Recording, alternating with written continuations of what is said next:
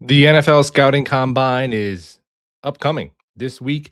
And then right after that, we're jumping right into free agency. So, what should be the Jets' priorities looking at this depth chart right now? What positions should they get squared away first and foremost in free agency, ranking them in order of urgency? Number one to me is going to be the quarterback position. Now, obviously, this isn't where they're going to get their best player of their free agency class, but they have the only quarterback who's going to be on their roster when free agency opens is probably going to be Brady Cook. Terod Taylor is a pending free agent, and I would expect Justin Fields to get released with a post June 1st designation, leaving the second year undrafted free agent, the only QB on the roster, which just looking at the depth chart as it is, that would be their worst starting player. Like if he's penciled into the starting spot by default at the most important position.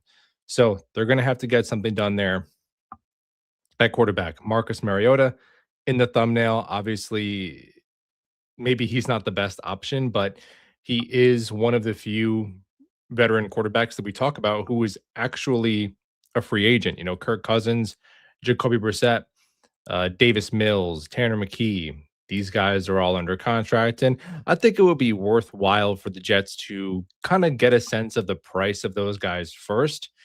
And then because even a fourth round pick, I mean, to rent a quarterback, I get it.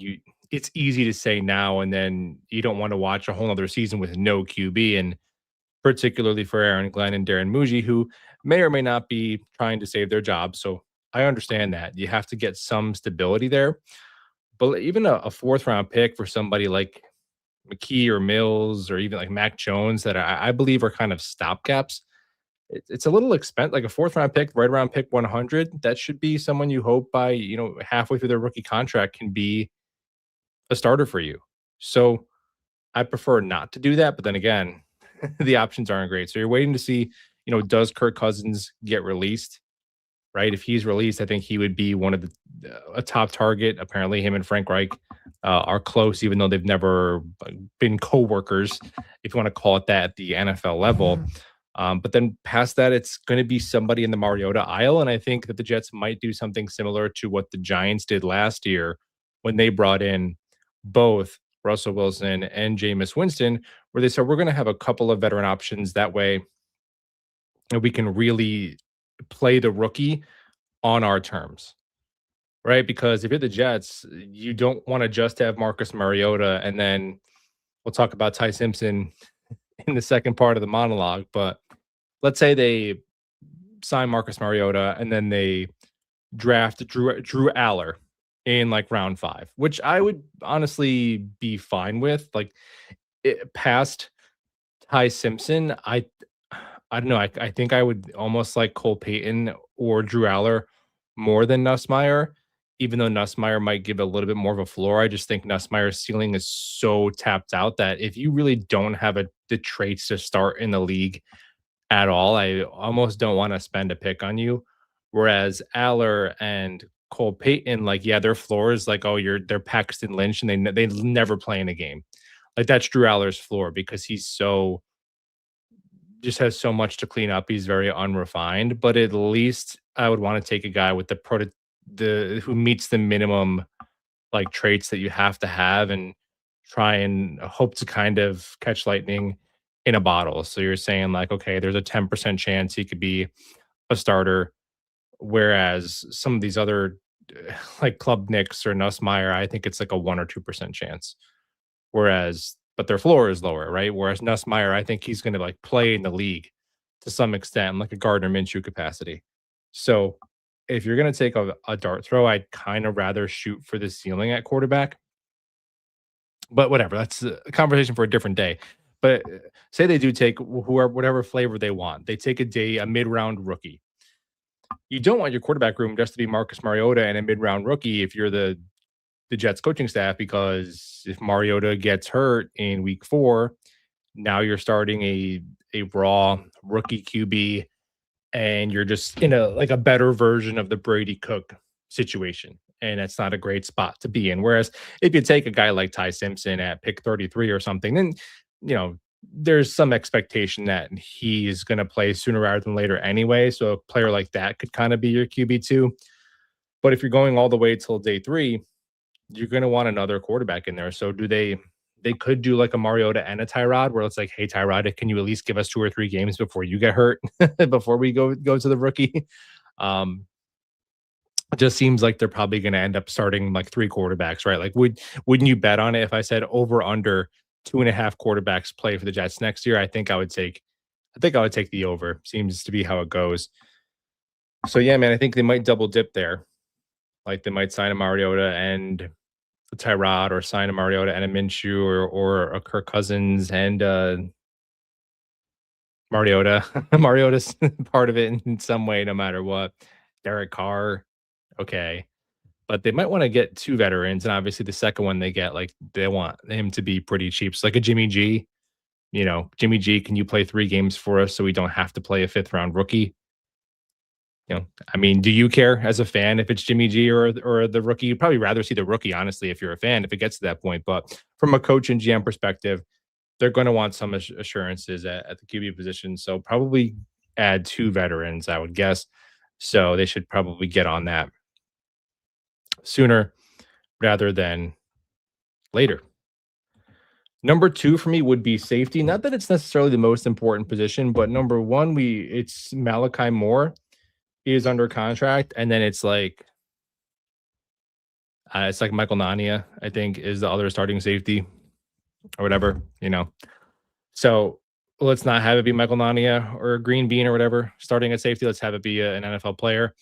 But also, safety is one of the few positions in the NFL that you can get like a plus average starter who's 26, 27 years old, who's kind of durable, and you give him a 3-year deal and you're like, okay, then you're good at that spot for a few years. Whereas obviously like left tackle, edge rusher, quarterback, of course, even linebacker, just because there's so few complete linebackers. Like there's very few positions where you can do that. And we'll see who gets re-signed and who doesn't. But looking at the pending free agent options at safety, there's a decent crop. There's like 4 or 5 names that you feel like you could get, this guy could start for you for 2 to 3 years and that'd be fine. Next to Malachi Moore, because to me, in an ideal on a team that's really contending, is Malachi Moore and AZ Thomas, are players like that guaranteed a starting spot? No, and I'm not saying you guarantee it. Like, of course, you have competition, but I think they should have competition with other young players. Like Malachi Moore can be competing with another 5th round pick from this year as a rookie. Because I think we have to kind of see what they got this year. You know what I mean? I don't want to sign some stopgap veterans and then we're heading into the next offseason and we still don't even know if Malachi Moore and AG Thomas can play. Like those guys just got to go out there and play. And we'll see what they got. Maybe Jarvis Brownlee to some extent as well. AD Mitchell. Like I'm not trying to sign a bunch of dudes to get in their way. I get it. They want to improve the team, but those are a few guys where I think that to at least to some extent they're NFL players to some capacity. It's not like Zach Kuntz. So let's let those guys play. Malachi Moore, let's see what you got. If you get Wally pipped by a 5th round pick or a UDFA, then hey, may the best man win. I'm not saying he's a made man. I'm just saying come on. I mean, it's like last year was the evaluation year, but this year is under. I mean, I don't know, man. It's kind of an extension of that when you trade your 2 best defensive players and you're gonna have an NPC random quarterback. It's gonna have to be kind of an evaluation to some extent again with those younger players. So safety number 2, like yeah, Malachi Moore is one of the spots competing with whoever, but then the other spot, let's actually get a professional starter in there as well. Number 3 would be the defensive line. Others in general, because I don't know if they're going to be a 3-4, 4-3. So I'm considering defensive line. Like if you're in a 3-4, I consider the outside linebackers defensive linemen because they're edge players. Or if they're in a 3-4, like a true, they would need another like odd front defensive end, because I kind of like how Harrison Phillips and Juwan Briggs fit in a 3-4 with Harrison Phillips as the true nose and then Juwan Briggs as a 5 tech. But then you need another 5 tech. And you can kind of get those. Like those you can get. Like you can call up Sebastian Joseph Day. Even if you want to bring back John Franklin Myers, that's the exact role that he played in Denver. So you can get a five tech at edge. It's going to be harder. Now there are players like Adafe Owe and Jalen Phillips who are still young enough where you could sign them, but I have a feeling that the Jets are going to take an edge player with the number 2 overall pick.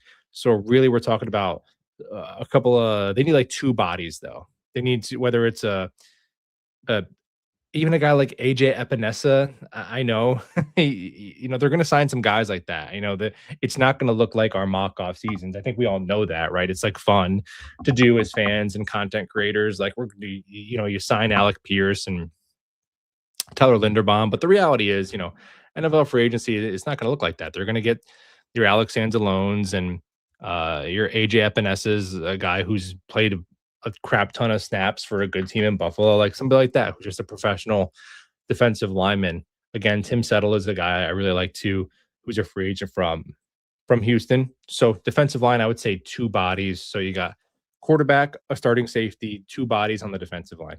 It's already a decent amount of money that's going to cost them. Although the defensive linemen, I'm not asking for superstars. Now, number 4, I would just say Breece Hall, because if they don't bring back Breece Hall, I don't know how high I put running back, because I think I don't know if Isaiah Davis is a running back 1, but if you gave him running back 1 volume, it'd probably be fine. Like, yeah, you know, he'd probably be like the 20th, the best RB1 or something in the league, maybe even higher. I don't know. I really like Isaiah Davis. Then you have obviously Braylon Allen coming back, and you could draft a dime a dozen every year. You get a running back in the 5th or 6th round that can play, or sign one vet minimum. So if they don't re-sign Breece Hall, I'm not sure how expensive you want to get at that position. But I think Breece Hall is worth bringing back. I know that it's everyone assumes he doesn't want to be here because of his demeanor. So I don't know if Breece Hall is depressed being a Jet, or if that's just kind of his personality. I don't know how to read that. He recently said that, he's basically, if you read between the lines of what, when he was asked about it, he insinuated that he just doesn't want to be franchise tagged, right? He's like, I'm down to play here, but I want, a couple years of guaranteed money. And if the Jets, here's my thing with Breece Hall. And I'm not going to belabor the fact that they don't have the Kansas City Chiefs, 4th round pick. Like, that's going to be what turns around their franchise. But if you didn't have any, and if the Jets don't view him as a player they wanted to just give like a medium term extension to, and you were 1-7 at the deadline, like, you should have just traded him, right? So now that you didn't, you should keep him. I think that's like perfectly reasonable logic. To me. So you didn't trade him, so now keep him. He's a good, not great running back, so pay him like a good, not great running back, and let's move on and just move on with it, would be what I prefer to do. If they don't, it's not the end of the world. They might be able to get a comp pick, but they're probably going to sign other players who cancel that out. So you didn't trade him, so keep him. That would be how I feel about Breece Hall. You get to have the unlimited coffee from Panera. Oh, do they still do that? You buy it once, you get unlimited coffee. That's a pretty good deal. It's $2. It's not bad. See, that's how they get you in the door, but then they probably charge you like $17 for a mediocre sandwich, right? But hey, man, I appreciate it, bro. Yeah, so that's Breece Hall, number 4 to me. Number 5 is another player. Number 5 is Nick Folk. Dude, Nick Folk. Like, they're gonna I don't know, man. They're probably gonna sign some, like, they could sign like a $9 million defensive lineman, and give Alex Anzalone $7 million. And I don't know if those 2 players combined would move the win-loss margin more than if they have Nick Folk or don't. Uh, Now assuming he's still money, because the last 3 years in the NFL, he's been the single best kicker. Like, he's been legit. Now, of course, like Greg Z, we've seen you can lose your fastball, all of a sudden you suck. But with Nick Folk, man, yeah, I remember when the Jets were terrible under, I don't know if it was Bowles' first year or Gase's last year, but there was a year where they had 2 Pro Bowlers, and it was their kicker and their kick returner. and they let them both walk for obviously for not a lot of money. It's a kick returner and it's a um kicker. And their kick returner made one more Pro Bowl, I believe, with the Giants. And then Myers, the kicker, has been automatic for like a decade since then. Just went perfect in the Super Bowl. So I just think of all the things to pinch pennies on. Like I would make Nick Folk the highest paid kicker in the league for 1 year. I would. I think he moved. I think he's worth like a game. Like if you were to ask me to predict the Jets record, um, and they have Nick Folk or they have like a league average replacement level kicker, I think that is worth 1 game. And not a lot of players are worth a whole game. So he's top 5 for me. Number 6 would be guard. Now, whether that's ABT, whether that's Simpson, whether that's neither, which would be fine by me. Like neither is definitely an option, if you want to get somebody who's a little bit maybe better than Simpson or healthier than ABT, that's cool. But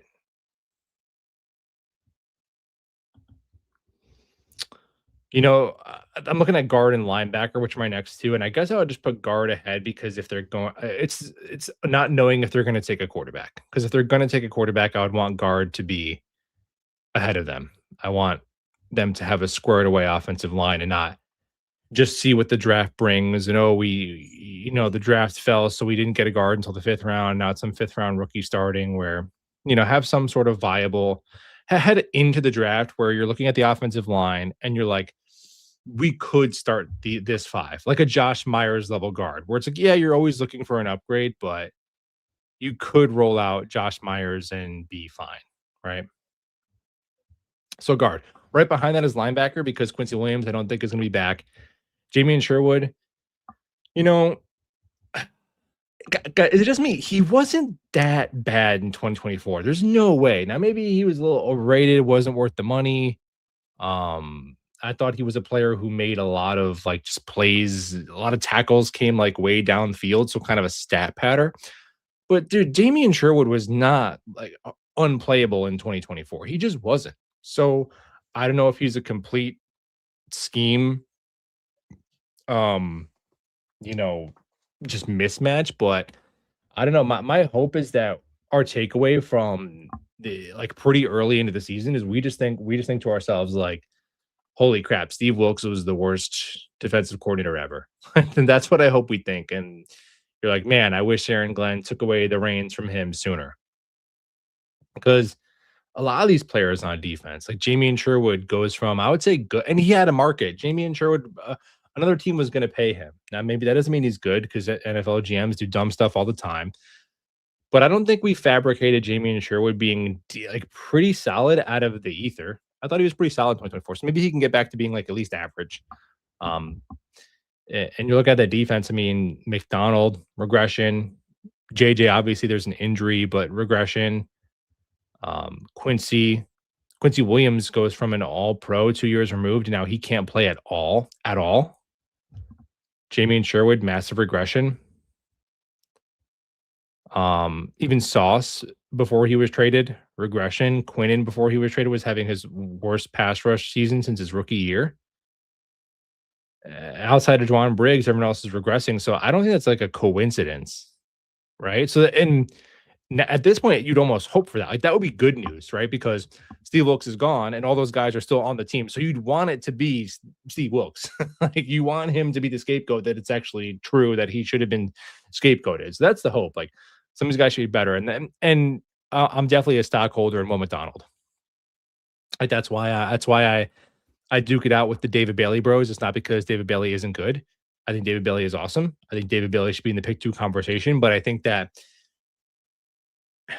and I don't like, obviously he could play. I think he could play the run better than Will. He'll probably be a better pass rusher than Will, like just better overall player. Of course, you know, David Bailey is going to be a top 10 pick. Nobody's trading a top 10 pick for Will McDonald. I get it. But again, like from a wins over replacement kind of thinking, like you're just getting a, a souped up Will McDonald kind of. Whereas like other spots on the team, we have nothing. We have like nothing. So if you can give me a Caleb Downs, who's going to start over Michael Nania at safety, I would rather that than going from Will McDonald to David Bailey in terms of roster construction and trying to work with the pieces we have. That's why I don't want a corner super high. Yeah, you got to take BPA like Avion Terrell. I love, and I think Aaron Glenn's going to love him too. An undersized, scrappy corner, forces turnovers, plays like a dog. But like AZ Thomas, you drafted him a top 75 pick. He's in his second year. Brandon Stevens, he's like, I don't know, the 25th or something highest paid corner in the NFL who's still in his prime. Does Brandon Stevens have a prime? Do we get to say we have prime Brandon Stevens? But you know what I mean? Like those dogs are gonna have to hunt, man, to some extent.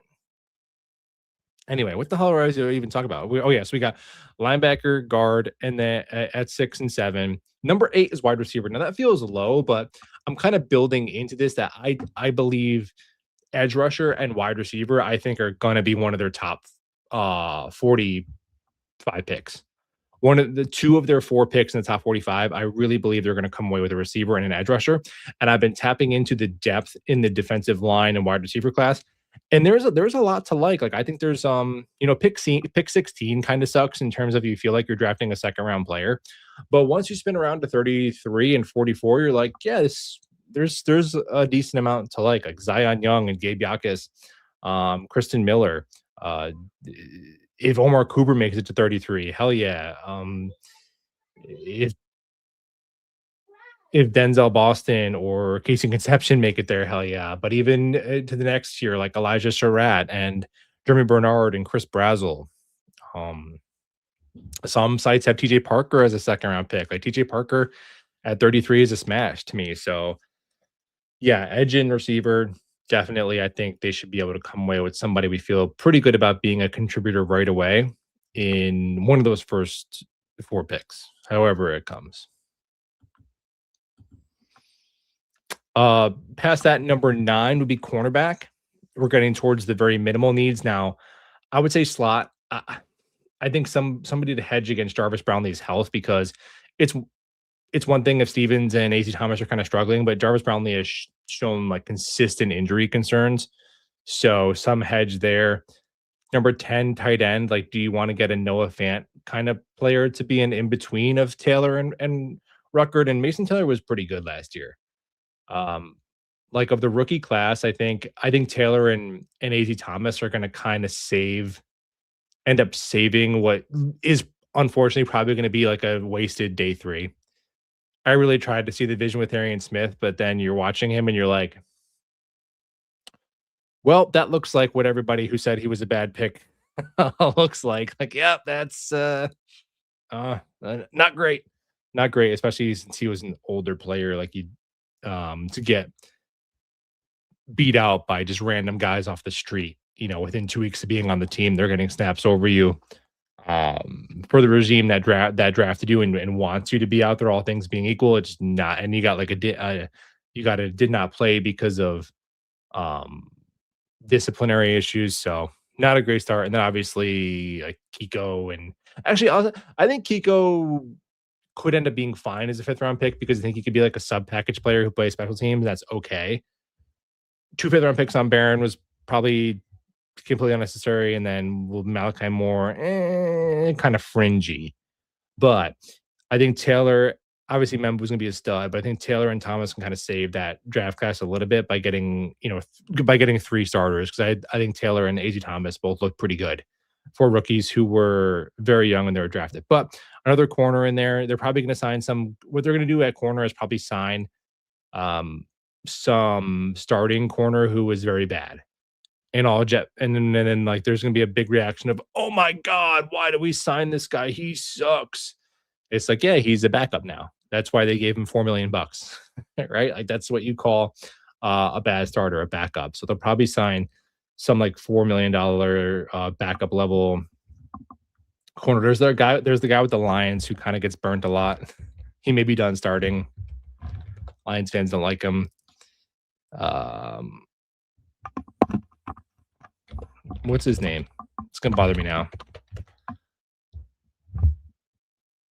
No, not Terrion Arnold. I mean, so I googled I googled Lions corner who sucks, and it gave me the name right away. It's amazing. So Lions corner who sucks is Amik Robertson. So they're probably going to sign Amik Robertson. Everyone's like, "Oh my god, how could we do this?" But he'll be a backup, so it'll probably be not that big of a deal.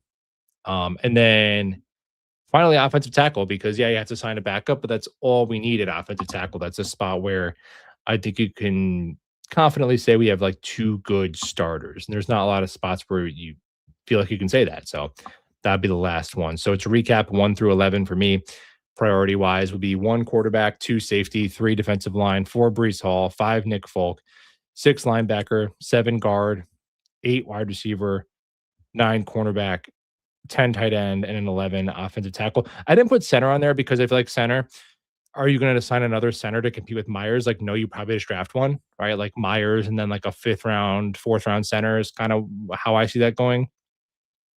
You know, I think fourth, like to me, if they want to keep resign Myers, to me, it's like if you want to sign Simpson to a cheaper deal, and then in the fifth round, you use like both of your fifth round picks on a center and a guard. Like, I kind of like that roster management to some extent.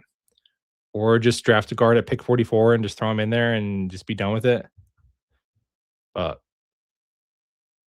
yeah, one QB, two safety, three defensive line, four Breece Hall, five Nick Folk, six linebackers, seven guard, eight wide receiver, nine cornerback, 10 tight end, 11 offensive tackle. Super chat from Lou B Super Jets fan. Thanks, man. Appreciate it. If we need a safety, why not take downs and take a guy like Banks or Mesidor at 16? You can get a great edge at 16 and get a great wide receiver at 33 like Cooper or Surratt. So I don't know if you can get a well, you technically you can get a great player anywhere in the draft, but I would say that you could get. So I'll say this. I think if you want to go defense in round 1 and just get the most amount of like impact or talent you could get,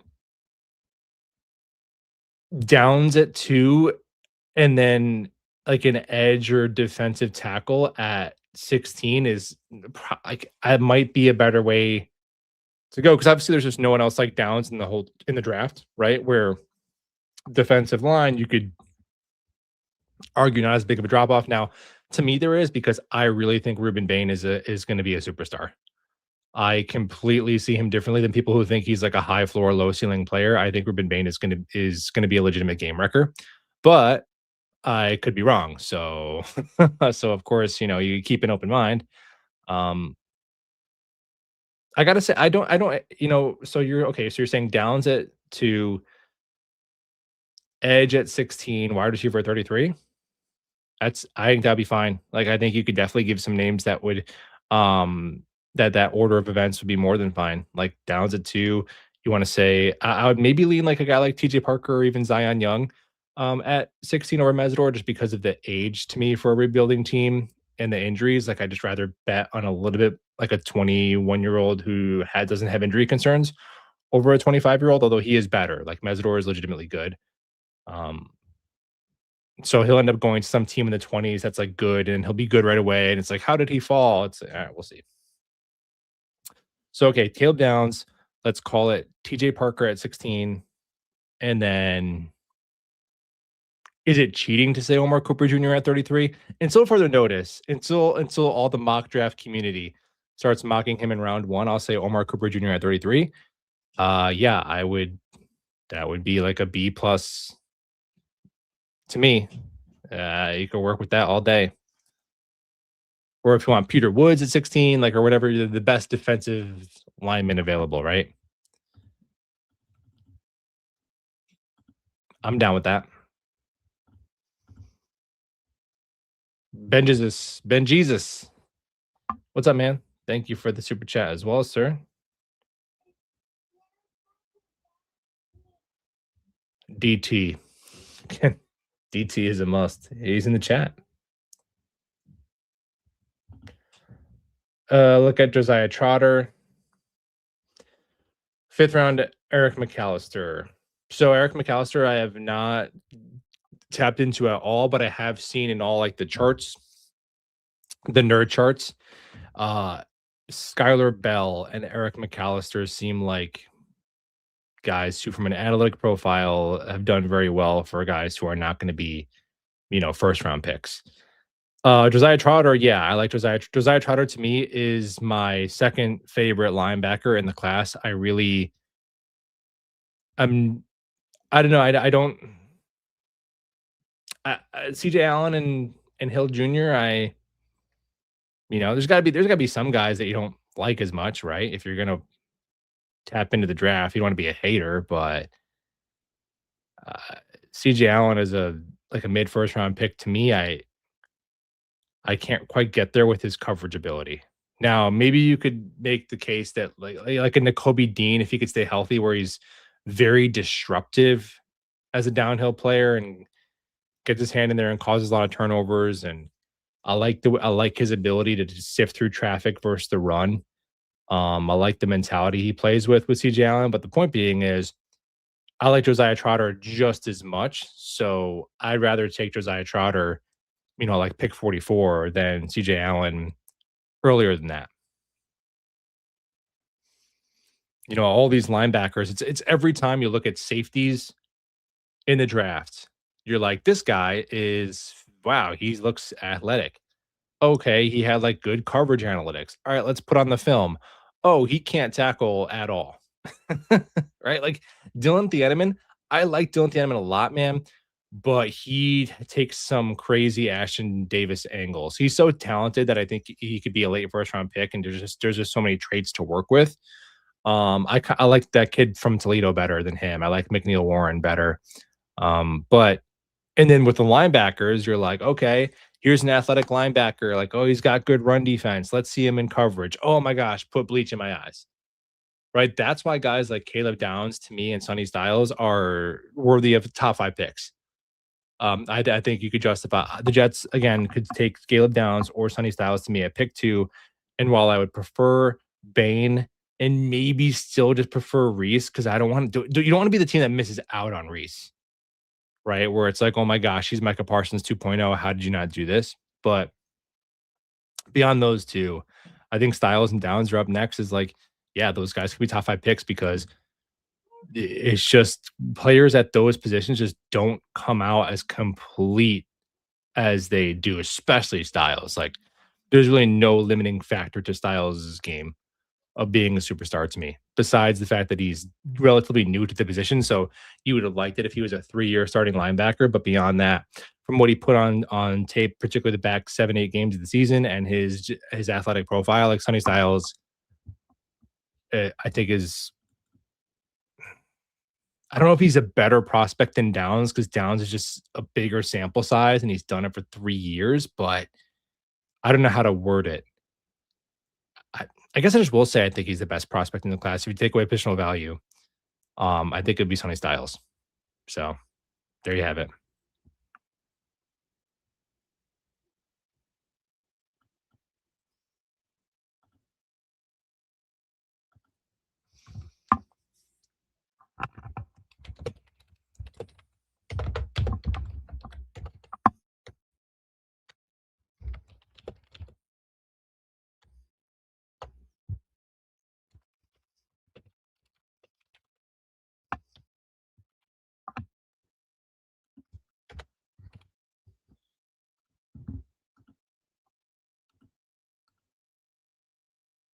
Who's the DT from Florida? Caleb Banks. Yeah, he's interesting because he's built like a nose tackle, but he plays like a penetrating three tech. So it's an interesting skill set there. I like him. Should I check the big board? Let's check the big board. I just put out if you follow me on X, I just put out in article form my first official X article because I've been tweeting articles just like long ass tweets for years, but now you can actually make an article on X. And I put out my top. I wanted to get to top 40 players, but I wanted to publish it this weekend, and I didn't get to my final three in terms of watching film. So I got to 37 players, and my 37th player, I only watched one game. So, but especially like the top 20, 22 guys, it's backed by a pretty good amount of film. But I put that out. If you want to try that out, that's like my big board. But where do I have? Who are we even talking about now? Where do I have Banks? I think he's around 30 for me. Let me see. He is 28. He's 28 and Cade McDonald is 29. So for the defensive tackles, I definitely like Peter Woods and Lee Hunter a bit better than them because I think they both have the chance to be more well-rounded. Ironically, I worry about Caleb Banks' run defense because he plays so high, but I mean, a guy who's that big and like that kind of wingspan and that kind of movement ability, I think he's got a good pass rush upside. And Caleb Banks, he's also a bit older and he's had multiple foot injuries. And once 330-pound people start injuring their feet, I kind of that's a red flag to me.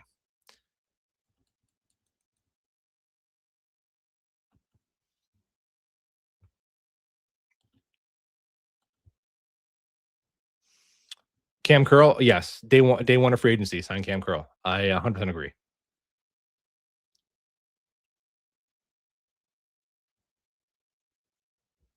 How bad is it snowing right now? So we really haven't gotten killed now. Thankfully, it was like 0 degrees for there was actually a morning where I got in my car and it tells you the temperature, and it was -8. Not even like normally I like the wind chill, the real feel. I've never seen the actual temperature be -8. I'm like, all right, this isn't Alaska. So, but we had like a 10-day stretch where it was anywhere from -8 to like 12 degrees. Uh, then we did have some venting freezing in the house, so that's always fun. Yeah, it's like the middle of the winter in Buffalo when you flush your toilet and then the bathtub goes, and you're like, "Oh, great, my chimney vent is frozen, and now I just have to hope it doesn't cost me $1 million." But it's all good. We've recovered. But during that time, the lake froze over super early, and once Lake Erie freezes over, you don't get hit with the lake effect snow. So I'm crossing our fingers that we may be out of the lake effect snow window here because we don't get like you guys in Jersey and New York City, Long Island, those winter coastal storms. I don't get those. It's the lake that kills us. So I think we might be out of the woods of like having a really bad winter in terms of snow. But what it does do is it snows 2.5 inches every single day. So every single day you just have like enough on your car, and like every 3 days you have to snow blow. So it's just like a reminder. Just like a reminder of like, hey, you live in Buffalo, idiot. Here's your 2.5 inches of snow. No, it's not bad. Are you guys getting hit again? I can't tell. I can't keep up because it's not been reliable. I feel like the last time you guys are supposed to get you got buried once, and the second time you're supposed to get buried, it didn't happen. It was fake, and now it's supposed to happen again. So is it happening for real or is it another false alarm? I saw the mayor. I think there was the mayor of New York City tweeted out there was something like 13 to 18 inches. I was like, wow, that's a lot for New York City.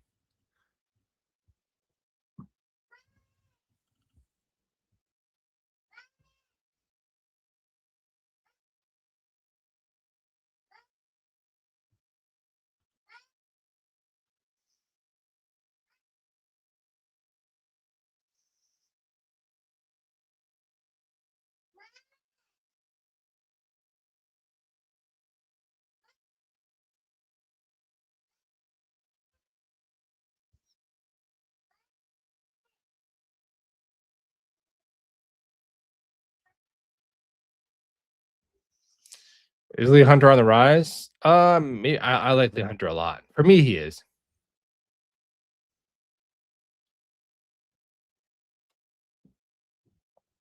Where's Simpson stock guy? I remember hearing people say to take him at 16, maybe with 33. So, oh yeah, that was the second part of the video I was supposed to talk about. I completely forgot. So, Daniel Jeremiah said that his opinion was the Jets should not take a quarterback at 116 or even 33. Um, and they should instead trade for either Tanner McKee or Davis Mills and build the team, trench players on either side of the ball, and get ready to use their first third round picks to get a quarterback next year. That's probably like, yeah, I mean, I guess that whole entire opinion just hinges on what you think about Ty Simpson because Mendoza is going to be the first overall pick. And I would agree that there's definitely no quarterback that's not named Ty Simpson who's worth taking until day 3. So really the conversation is, do you think Ty Simpson, I'm assuming is going to be gone by 44. So really the conversation becomes, would you want to take Ty Simpson at 16 or 33? That's really the quarterback conversation for the Jets because beyond that, then it's the flyer they're going to take on day 3. So do you think Ty Simpson is worth the 16th pick or the 33rd pick? I would say not at 16, at 33. And everyone's assuming he's gonna be gone by then. I have no idea. I think Ty Simpson's range kind of starts at pick 13 for the Rams. And then I think it would probably go to like I think the Jets, Cardinals, or Browns would take him at the top of round 2 at the latest. Is kind of where the range is. I don't know how you could speak on it any more specific than that. Like, who knows? So if the Jets are on the clock at 33, there's a good chance that Ty Simpson would be my preference. Now, there's always going to be somebody who falls at around 1 who are like, oh my gosh, I can't believe he fell at around 1. You know, I'm not the biggest like Denzel Boston fan at 16, but at 33, I would take Denzel Boston all day. You see mock drafts for Peter Woods as a second round pick. Like, I'm taking Peter Woods or Lee Hunter at 33 for sure. Um, but if they take him at 33, I would get it. And I think that it's a much less like financial guarantees, right? Because pick 2 is like 50 million bucks. Like pick 2, he's getting 2 to 3 years. That's just how it kind of goes. Like Zach Wilson got 2 full years and then kind of a third year. Sam got 3. Like when you know, that's a full commitment. So pick 2, Ty Simpson's me. I would not want that. 16, I feel like, I get it, but I really would wish he'd went somewhere else. Probably pick 33, Ty Simpson. I'd be like, okay. Particularly if they did get a game-wrecking defensive player and then a wide receiver in the first round, and they spin around and get Ty Simpson, and they could still get like another defensive player at 44. All right. And then I think it still leaves you a spot where you could still take a quarterback next year.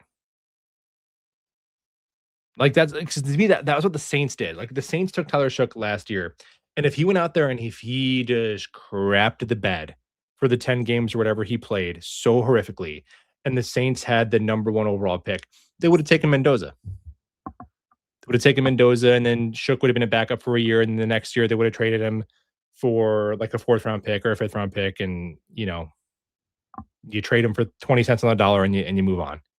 It didn't work out. Right? That's kind of the idea with Simpson.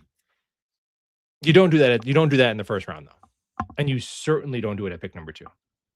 So I agree with Daniel Jeremiah with the caveat that at 33 I am kind of down to Simpson.